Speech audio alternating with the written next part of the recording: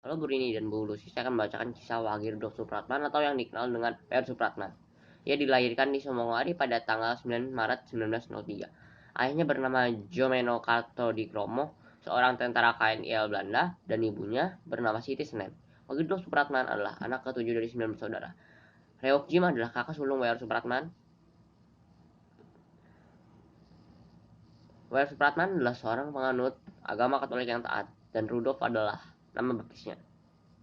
Pada tahun 1914, W.R. Supratman ikut serta bersama Reok Jim ke Makassar. Di sana ia disekolahkan dan dibayi oleh suami Reok Jim yang bernama Willem van Eldik. Pendidikan dan cerita pergerakan W.R. Supratman. W.R. Supratman belajar bahasa Belanda di sekolah malam selama 3 tahun. Kemudian beliau melanjutkan ke Normal School di Makassar sampai selesai. Ketika berumur 20 tahun, lalu dijadikan guru di sekolah angka 2. 2 tahun selanjutnya, ia mendapat ijazah Klein Amtenaar dan menjadi seorang guru. Setelah beberapa saat menjadi guru, W.R. Supratman pindah kerja di sebuah perusahaan dagang. Setelah beberapa saat lamanya, W.R. Supratman memutuskan pindah ke Bandung menjadi wartawan harian kaum muda dan kaum kita. Pekerjaan itu sendiri tetap dilakukan meskipun pada akhirnya ia tinggal di Jakarta. Ketika di Jakarta, Wagirudok Supratman mulai tertarik dengan organisasi pergerakan nasional. Beliau akhirnya bergaul dengan tokoh-tokoh pergerakan.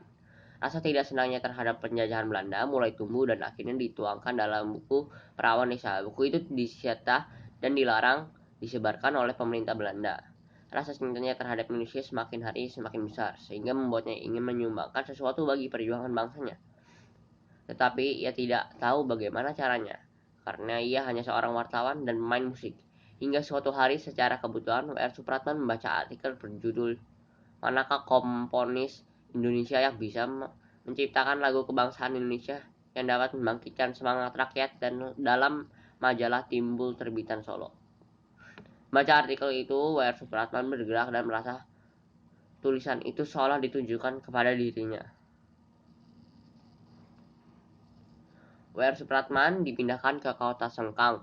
Tidak lama kemudian minta berhenti dan pulang ke Makassar.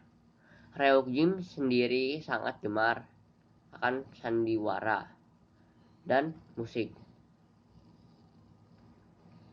Banyak karangan yang dipertunjukkan di mes militer. Selain itu, Reok Jim juga senang bermain biola. Kegemaran itu yang membuat Supratman juga senang bermain musik dan membaca buku-buku musik. Wagirudok Supratman merasa tertantang ketika melihat kemahiran kakak iparnya, Willem van Eldik. Pada saat tinggal di Jakarta, Wagirudok Supratman membaca sebuah karangan dalam majalah Timbul. Penulisan karangan itu menantang ahli-ahli musik Indonesia untuk menciptakan lagu kebangsaan. Wagirudok Supratman tertantang lalu mulai mengubah lagu.